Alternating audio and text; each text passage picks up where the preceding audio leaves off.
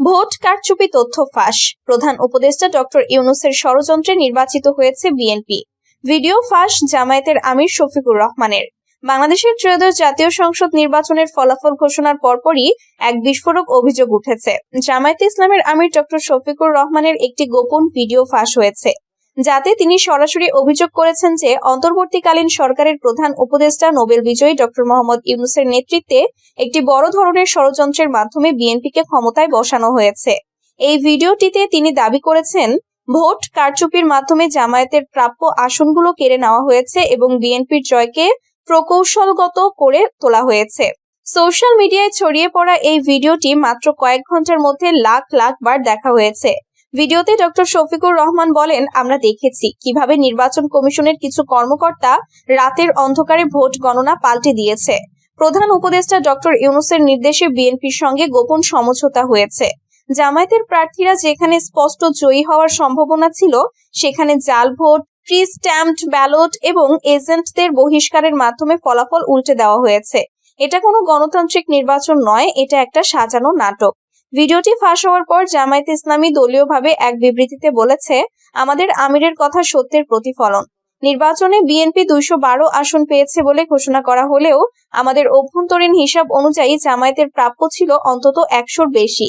কিন্তু ডক্টর ইউনূসের প্রশাসন বিএনপিকে 2/3 সংখ্যাগরিষ্ঠতা দিতে চেয়েছে, যাতে তারা সংস্কারের নামে ইসলামী শক্তিকে দুর্বল করতে পারে। এদিকে নির্বাচনের দিন থেকেই বিভিন্ন আসনে কারচুপির অভিযোগ উঠেছে। ঢাকা 8 আসনে জাতীয় নাগরিক পার্টি এনসিপি এবং জামায়াতের প্রার্থীরা গণনায় অনিয়মের অভিযোগ তুলে রিটার্নিং কর্মকর্তার কার্যালয়ে গিয়েছেন। সানজিদা ইসলাম তুলির মতো বিএনপি প্রার্থীরাও কিছু আসনে অনিয়মের কথা বলেছেন, কিন্তু জামায়াতের অভিযোগ সবচেয়ে তীব্র। ডক্টর শফিকুর রহমানের ঢাকা 15 আসনে বিএনপির সঙ্গে সংঘর্ষের ঘটনাও ঘটেছে, যেখানে 16 জন আহত হয়েছেন। ডক্টর ইউনূসের পক্ষ থেকে এখনো কোনো আনুষ্ঠানিক প্রতিক্রিয়া আসেনি, তবে অন্তর্বর্তী সরকারের একজন মুখপাত্র বলেছেন, এসব অভিযোগ ভিত্তিহীন এবং রাজনৈতিক উদ্দেশ্য প্রণোদিত। নির্বাচন কমিশন স্বাধীনভাবে কাজ করেছে এবং আন্তর্জাতিক পর্যবেক্ষকরা প্রক্রিয়াকে সন্তোষজনক বলেছেন। বিএনপির পক্ষ থেকে তারেক রহমানের কার্যালয় থেকে বলা হয়েছে, জামায়াতের হারের হতাশা থেকে এসব অভিযোগ উঠছে। জনগণ বিএনপিকে বিপুল ভোটে বিজয়ী করেছে, এটা অস্বীকার করা যায় না। এই ভিডিও ফাঁসের পর রাজনৈতিক অঙ্গনে তোলপাড় শুরু হয়েছে। অনেকে মনে করছেন, এই অভিযোগ নতুন সরকার গঠনের প্রক্রিয়াকে জটিল করে তুলবে। জামায়াতের নেতারা পুনর্নির্বাচনের দাবি জানিয়েছেন কয়েকটি আসনে, যেখানে তারা সংখ্যাগরিষ্ঠতা দাবি করছেন। নির্বাচন কমিশন এখনো চূড়ান্ত ফলাফলের অফিসিয়াল ঘোষণা করেনি, কিন্তু বেসরকারি ফলাফলে বিএনপি জোটের 212 আসন এবং জামায়াতের 68 থেকে 70 আসনের কথা বলা হচ্ছে।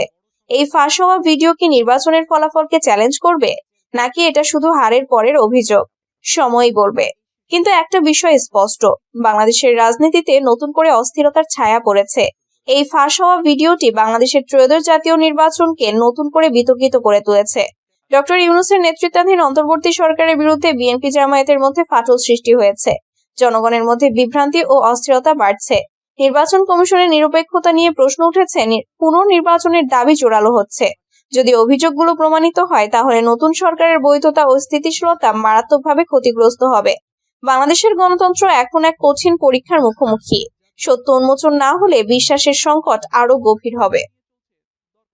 ভোটের পর কার্যক্রম নিষিদ্ধ আওয়ামী লীগ অফিসের তালা খুলে দিলেন বিএনপি নেতা। ত্রয়োদশ জাতীয় সংসদ নির্বাচনের পর কার্যক্রম নিষিদ্ধ আওয়ামী লীগের একটি দলীয় কার্যালয়ের তালা খুলে দিয়েছেন পঞ্চগড় সদর উপজেলা বিএনপির সভাপতি আবু দাউদ প্রধান।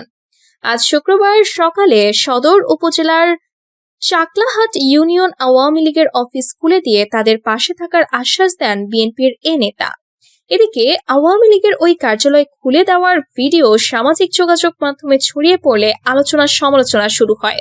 ভিডিওতে চাকলাহাট ইউনিয়ন আওয়ামী লীগের যুগ্ম সাধারণ সম্পাদক কামরুজ্জামান বুলেটকে বলতে শোনা যায়, সদর উপজেলা বিএনপির সভাপতি জননেতা আবু দাউদ প্রধান প্রথমের যে কাজটি করেছেন, আওয়ামী লীগের প্রতি তথা আওয়ামী লীগের তৃণমূল পর্যায়ের নেতাকর্মীদের প্রাণের সংগঠন চাকলাহাট ইউনিয়ন আওয়ামী লীগকে তিনি আজ তালামুক্ত করেছেন।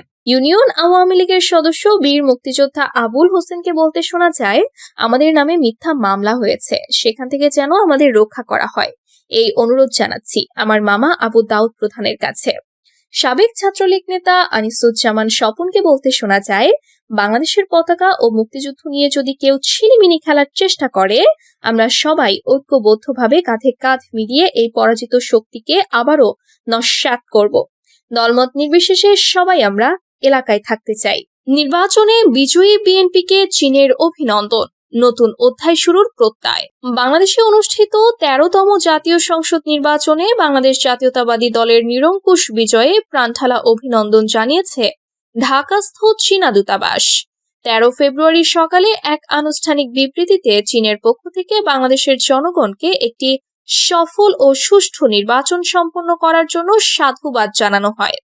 একই সঙ্গে নির্বাচনে বিজয়ী হয়ে সরকার গঠনের পথে থাকা বিএনপির নেতৃত্বের প্রশংসা করে চীন ভবিষ্যতে দুই দেশের দ্বিপাক্ষিক সম্পর্ককে আরও শক্তিশালী করার অঙ্গীকার ব্যক্ত করেছে।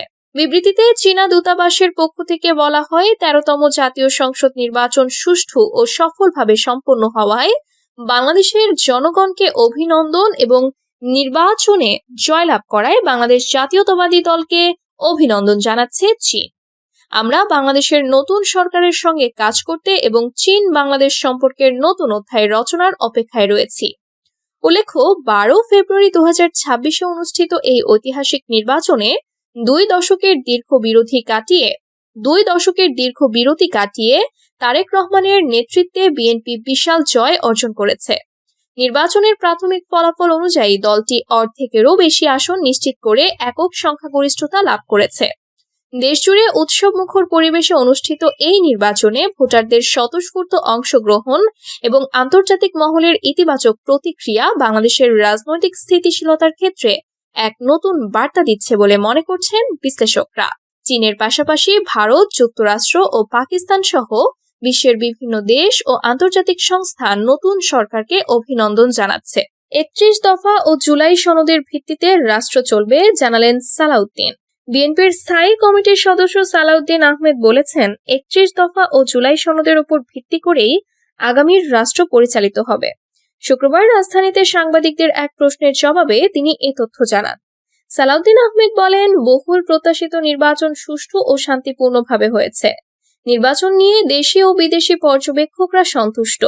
দু একটি বিচ্ছিন্ন ঘটনা ছাড়া শতভাগ শান্তিপূর্ণ নির্বাচন হয়েছে। ভোট দেওয়ার পাশাপাশি যারা কেন্দ্র পাহারা দিয়েছেন তাদের ধন্যবাদ জানাই। তিনি বলেন, সংবিধানের কাঙ্ক্ষিত গণতান্ত্রিক সংস্কার করা হবে। 31 দফা ও জুলাই সনদের মতো রাজনৈতিক দলিলের ওপর ভিত্তি করে আগামীর রাষ্ট্র পরিচালনা করা হবে। আজ বিকেলেই নির্বাচন কমিশন আনুষ্ঠানিকভাবে ফল ঘোষণা করবে।